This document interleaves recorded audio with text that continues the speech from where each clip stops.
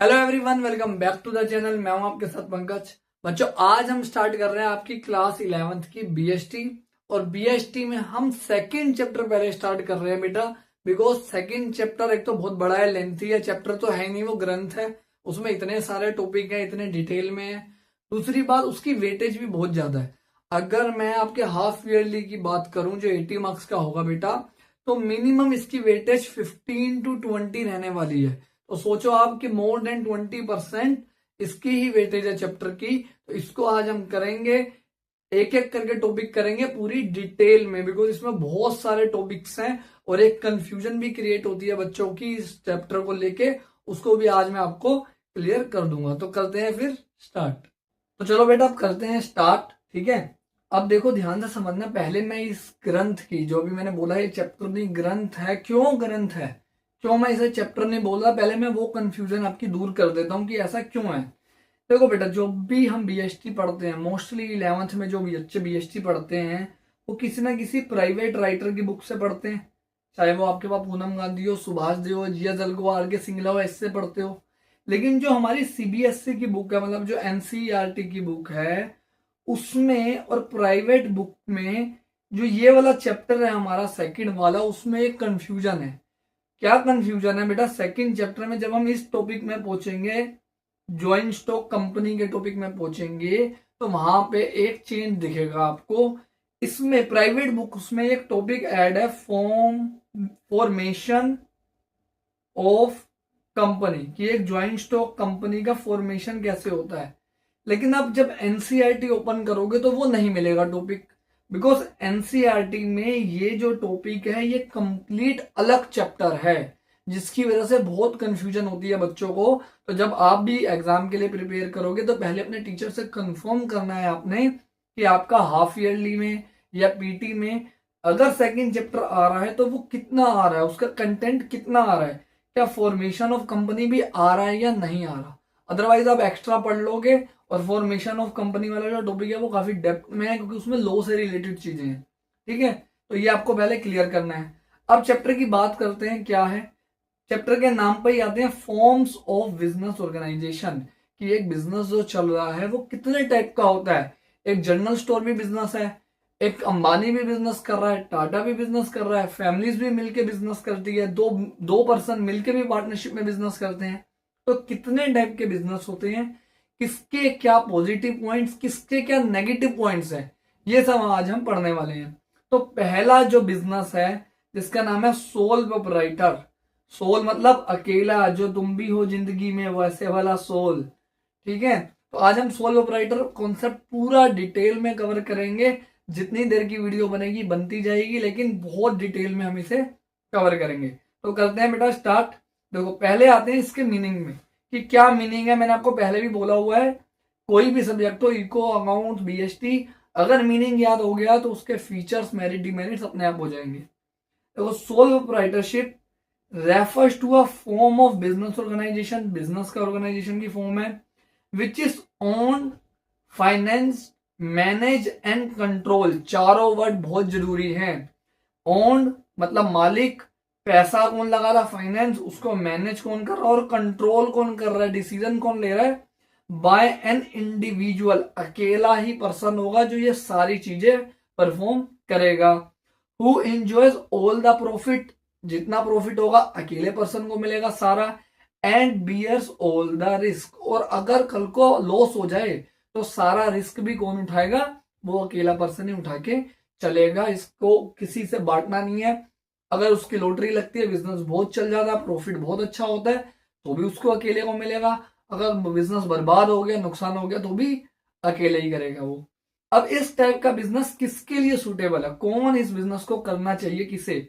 या तो आपका बिजनेस बेटा स्मॉल है, स्मॉल छोटा बिजनेस कर रहे हो आप, तो आप सोल प्रोप्राइटरशिप करो।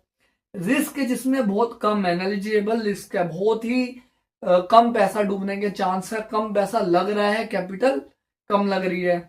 Where business producing artistic goods, ऐसी चीजें आप बना रहे हो जो आर्टिस्टिक है, जैसे कोई पेंटिंग कर रहे हो, कोई आप सिंगिंग कर रहे हो, तो वो तो आप अकेले ही करोगे ना, किसी और को तो साथ में लोगे नहीं। कोई आपकी ड्राइंग्स आप बनाओगे, कोई और तो बनाएगा नहीं। तो अगर आर्टिस्ट के रिलेटेड कोई चीज है वो भी आप सोल प्रोप्राइटर में करोगे।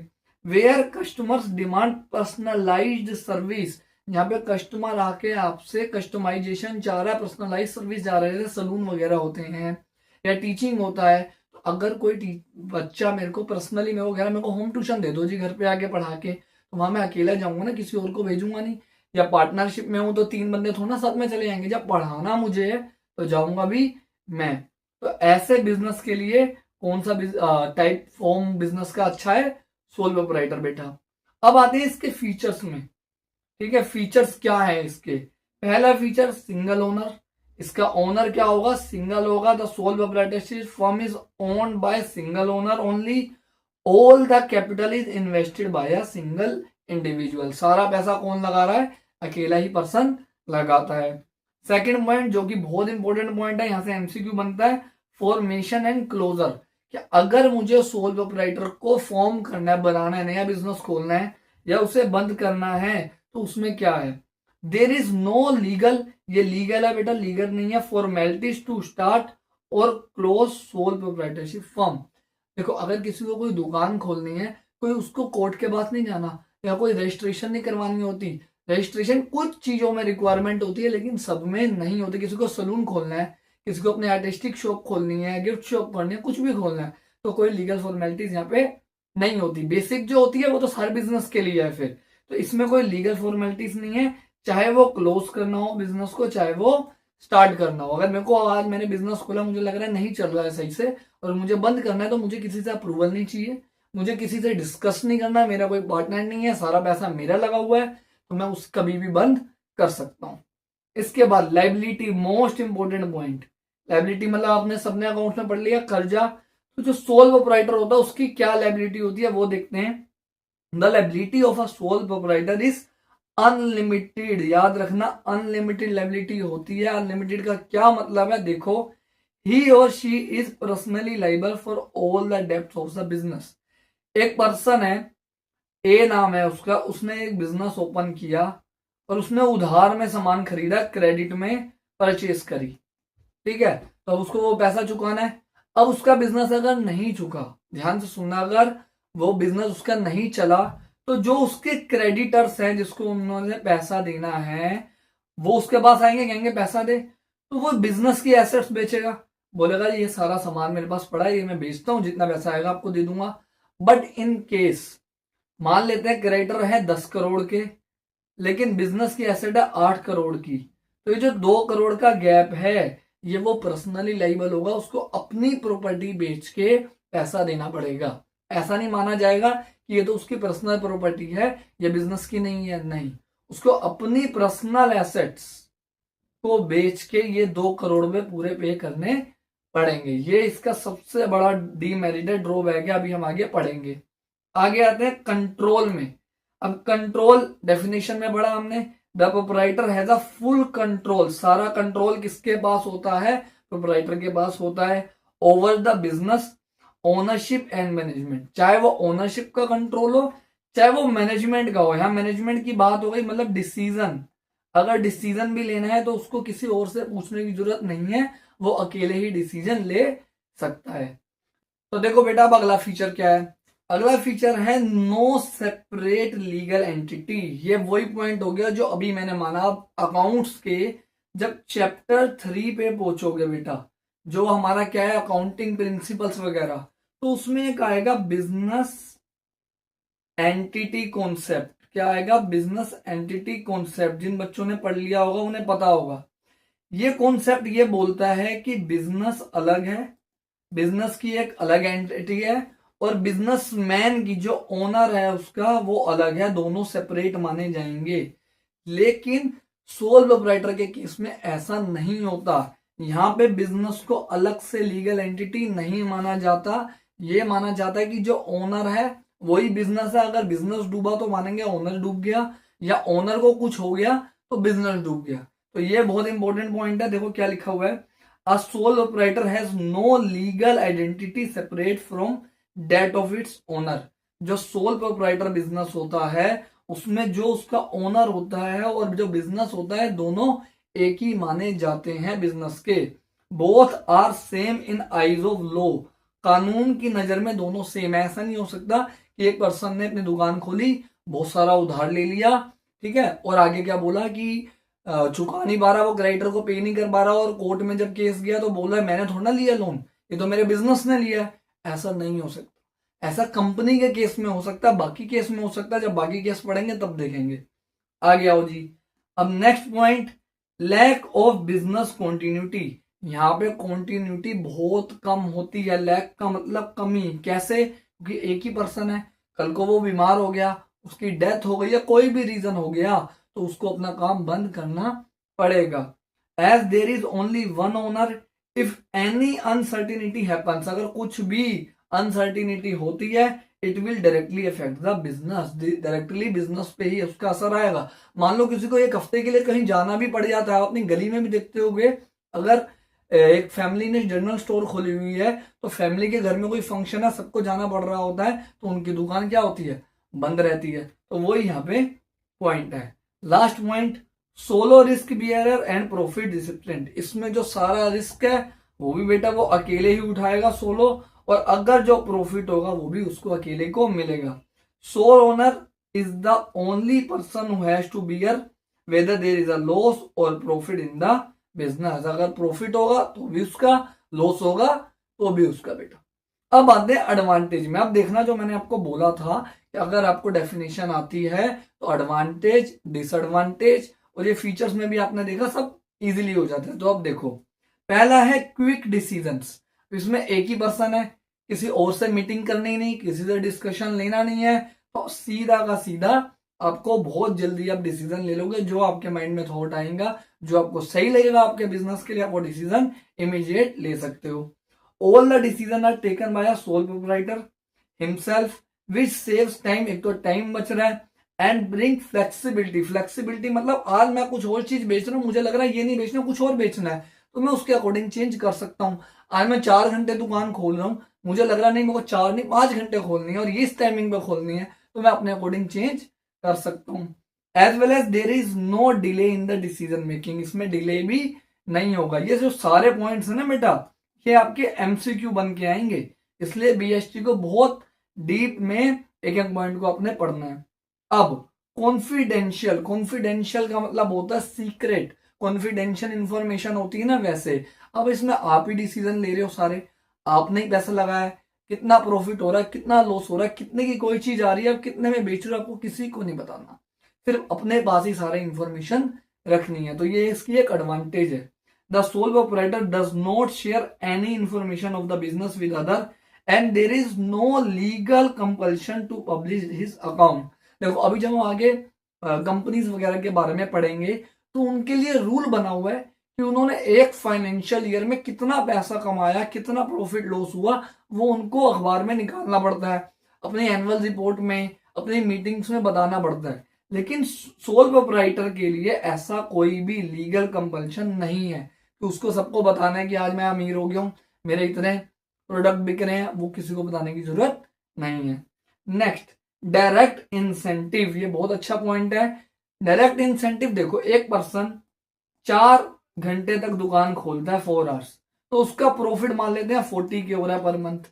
लेकिन उसको लगता है कि अगर मैं 4 घंटे दुकान खोल रहा हूँ तो 40,000 कमा रहा हूं, अगर मैं इसको 8 घंटे खोलूंगा तो मैं ज्यादा कमाऊंगा। तो डायरेक्टली जितने वो एफर्ट्स अपने बढ़ाएगा, जितने एफर्ट्स वो लगाएगा, उतना प्रॉफिट उसका बढ़ने के चांस ज्यादा हो जाएंगे। तो डायरेक्टली आपके एफर्ट्स से आपका प्रॉफिट, आपके बिजनेस की ग्रोथ डिपेंड करेगी। There is a direct relationship between the efforts and rewards, which means more the efforts result in more the profits. जितने ज्यादा एफर्ट्स उतना ज्यादा प्रॉफिट बेटा। यहाँ पे आगे आते हैं, देखो सेम पॉइंट आ रहे हैं जो फीचर में से, easy to form and dissolve, there is no legal formalities are involve in the setting up and dissolve this type of organisation. ना तो सेटिंग अप करने के लिए, ना डिसॉल्व करने के लिए, दोनों के लिए कोई भी एक्स्ट्रा लीगल फॉर्मेलिटीज नहीं है। ठीक है, ऐसा नहीं है कि आपको ये फॉर्म भरना है, वो फॉर्म भरना है, ये फीस भरनी है, नहीं। बेसिक जो रिक्वायरमेंट होती है वो तो सबकी होती है बिजनेस की, बस आपने वो पूरी करनी है। Because it is not govern by the specific law. Sole proprietor के लिए कोई लॉ नहीं बना हुआ बेटा। नेक्स्ट और लास्ट पॉइंट एडवांटेज का, सेंस ऑफ अकॉम्प्लिशमेंट। इसका क्या मतलब है, ध्यान से समझना। अगर मैं कहीं जॉब करने जा रहा हूं और मैं 10 आवर्स जॉब कर रहा हूं, ठीक है, और बदले में मेरे को 30 की सैलरी मिल रही है, उसके बाद जो प्रॉफिट हो रहा है कंपनी को वो मान लेते हैं 30 करोड़ का हो रहा है, मैं फिर 10 आवर काम कर रहा हूं, कंपनी का प्रॉफिट 500 करोड़ हो गया, लेकिन मेरे को तो उतनी ही सैलरी मिल रही है ना, मेरा तो ग्रोथ नहीं हो रही, मेरे को तो ऐसा कुछ नहीं हो रहा ना कि मैं इतने एफर्ट लगा रहा हूं फिर भी मेरे को कोई वो नहीं मिल रहा, रिवॉर्ड नहीं मिल रहा एक्स्ट्रा। तो यहाँ पे ये पॉइंट है कि सोल प्रोप्राइटर में ऐसा नहीं होता। आप जितने एफर्ट्स लगाओगे वो डायरेक्टली आपको उतने ही क्या देंगे, रिवॉर्ड देंगे, आपकी पर्सनल सेटिस्फेक्शन रहेगी। आपने एक बिजनेस खोला, ठीक है, और आपने उसके लिए 10-10 घंटे 12-12 घंटे आवर्स आपने मेहनत करी, तो उसका जो रिवॉर्ड जब आपको मिलेगा, आपको सेल्फ सेटिस्फेक्शन मिलेगी कि मैंने कितने आवर्स तक काम किया, उसका मुझे रिवॉर्ड आज मिला है। ऐसे कंपनीज में आप किसी के अंडर जॉब करोगे तो वैसा नहीं मिलेगा। जैसे अभी क्या लाइव एग्जांपल आपका, जैसे अगर मैं किसी स्कूल में जाके पढ़ा रहा हूं तो उसमें मेरी एक लिमिटेड ग्रोथ होगी, लेकिन अगर मैं यूट्यूब पे पढ़ा रहा हूँ, अपनी कोचिंग में पढ़ा रहा हूँ और मैं 10 घंटे वीडियो बनाता हूँ, तो मेरे को रिवॉर्ड भी 10 घंटे के हिसाब से मिलेगा। मैं देखूंगा कि इतने बच्चों ने मेरी वीडियो देखी है, कितनी मेरी ग्रोथ हो रही है, आज मेरे शायद 10,000 सब्सक्राइबर है तो अब 1 लाख हो गए, तो मेरे को उससे क्या मिलेगा, पर्सनल सेटिस्फेक्शन मिलेगा। तो ये भी एक इसका क्या है, एडवांटेज है। अब बच गया लास्ट टॉपिक इसका, डिसएडवांटेज, वो करते हैं फटाफट फिनिश फिर। तो देखो बेटा, अब डिसएडवांटेज लास्ट टॉपिक आज का खत्म हो जाएगा हमारा ये टॉपिक। देखो, लिमिटेड रिसोर्सेज, अकेला पर्सन सोल ओनर जो है आपका, वो कितने ही रिसोर्सेज लगा लेगा, क्योंकि बेटा बिजनेस को ग्रो करने के लिए फंड चाहिए, पैसा चाहिए। अब एक पर्सन 1 करोड़ लगा लेगा, 10 करोड़ लगा लेगा, और कितने लगा लेगा, है ना। अगर उसको एक बहुत बड़ी कंपनी से compete करना है तो उसके लिए तो उसके पास इतने फंड नहीं होंगे ना, क्योंकि कंपनीज के पास तो बहुत पैसा होता है, फिर वो लोन ले लेगा ज्यादा से ज्यादा और क्या होगा। लेकिन फिर भी अगर उसको बहुत करोड़ों का बिजनेस बनाना है तो बहुत कम चांस है कि एक अकेला ओनर बना पाए। इसलिए अगर आपने कभी टीवी पे शार्क टैंक जो शो आता है, वो लोग इसलिए ही आते हैं, उनको बिजनेस को ग्रो करना होता है, तो उनको पैसा चाहिए होता है, तो इसलिए वो आते हैं, ठीक है, क्योंकि अकेला पर्सन के पास इतना पैसा नहीं होता। In sole proprietorship funds are provided by proprietor only which are limited and not sufficient for a medium और लार्ज स्केल बिजनेस। अगर आपको लार्ज स्केल बिजनेस खोलना है या मीडियम स्केल भी खेलना है, ओपन करना है, तो उसके लिए इतने पैसे अकेले पर्सन के पास होने के चांसेस कम है बेटा। Second, limited life of a business. अभी मैंने आपको बोला था कि अकेला पर्सन होगा तो कितने साल जिएगा वो, अगर वो आगे ट्रांसफर नहीं कर रहा अपने बिजनेस को या उसके ओवर ओनर नहीं है तो दिक्कत होगी। The survivor and the continuity of this business is depend on one person only. If any uncertainty happens to that person then the business में कम टू एंड। अगर कल को उसको एक्सीडेंट हो गया या कुछ भी हो गया तो हो सकता है उसका चलता हुआ बिजनेस जो बहुत अच्छा बिजनेस था वो भी क्या हो जाए, बंद हो जाए, क्लोज उसे करना पड़ जाए। तो ये इसमें एक बहुत इशू आता है। नेक्स्ट, अनलिमिटेड लायबिलिटी, कि अगर बिजनेस नहीं चला तो उस बिजनेस के कर्जे को उतारने के लिए उसे अपनी पर्सनल एसेट भी बेचनी पड़ सकती है, ये बहुत इशू इसमें रहता है। The sole proprietor is personally liable for all the debts of the business. Proprietor may have to sell his personal property to pay his debt. अगर उसके बिजनेस की एसेट से उसके डेट का पैसा पूरा नहीं हो पा रहा, वो कर्जा नहीं चुका पा रहा, तो उसको अपनी पर्सनल एसेट भी बेचनी पड़ सकती है। इसके बाद सबसे मेन पॉइंट, जो सबसे बड़ी दिक्कत होती है कि अकेला पर्सन सब कुछ मैनेज नहीं कर सकता। ये तो मैंने अपने पर्सनल अपने बिजनेस में भी देखा है कि जो एक सिंगल ओनर होगा वो एक चीज में सही होगा ना, ज्यादा मान लो उसे परचेस करने जाना है, वो अपना सामान लेने गया है, जिस मार्केट से वो सामान लेता है तो उस टाइम पीछे से उसको अपनी जो शॉप है उसकी सेल तो होगी नहीं, उसको बंद करके जानी पड़ेगी शॉप, कि मेरे को सामान लेने जाना है। तो ये एक इशू यहाँ पे बहुत आता है, क्योंकि एक पर्सन हर चीज में एक्सपर्ट नहीं हो सकता। In sole proprietorship all the activities are perform by single proprietor which result in overburden of work. काम का प्रेशर ज्यादा हो जाता है, ओवर हो जाता है उसकी कैपेसिटी से on the proprietor. Single owner can not be expert in all the activities. Single owner एक चीज में ही एक्सपर्ट हो सकता है, दो चीज में एक्सपर्ट हो सकता है, हर चीज में एक्सपर्ट नहीं हो सकता। तो ये इशू इसमें रहते हैं। तो ये हमारी हो गई डिसएडवांटेजेस भी खत्म बेटा। हमने मेरिट्स पढ़ लिए, फीचर्स पढ़ लिए, डिसएडवांटेज पढ़ लिए, मतलब डीमेरिट्स पढ़ लिए, मीनिंग पढ़ लिया सब। अब नेक्स्ट वीडियो में आपके जो आएंगे टॉपिक, जो आने वाला है नेक्स्ट, वो आएगा बेटा HUF, हिंदू अनडिवाइडेड फैमिली क्या होती है। सेम करेंगे मेरिट डीमेरिट फीचर के साथ। कंप्लीट आपको यहाँ पे कॉन्सेप्ट पूरा मैं करवाने वाला हूँ। और जैसे ही चैप्टर खत्म होगा, या हो सकता है चैप्टर के बीच में ही मैं एक आधी वीडियो डाल दूंगा जिसमें MCQs, केस स्टडीज, क्योंकि केस स्टडीज में बच्चों को बहुत प्रॉब्लम होती है, और कुछ इंपॉर्टेंट क्वेश्चंस जो स्ट्रेट क्वेश्चन पेपर में आ सकते हैं वो हम करेंगे चैप्टर वाइज। ठीक है बेटा, तो मिलते हैं नेक्स्ट वीडियो में।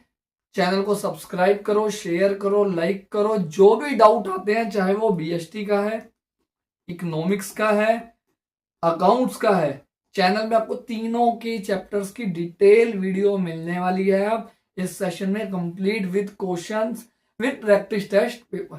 तो मिलते हैं बच्चों नेक्स्ट वीडियो में। Thank you everyone.